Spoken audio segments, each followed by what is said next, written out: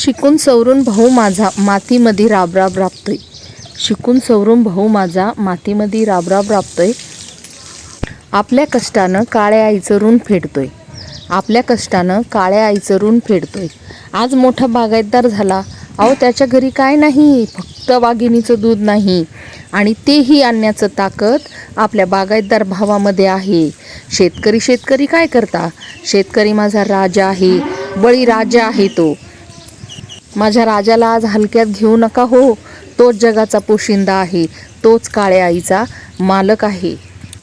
त्याच्या शेतात पिकतो कापूस, त्याच्या शेतात पिकतोय ऊस. अहो डाळिंब हे आहेत त्याच्या घरी आणि अजून केळीचा बाग ही एकदम तरतरलाय त्याच्या शेतामध्ये. अजून काय पाहिजे तुम्हाला?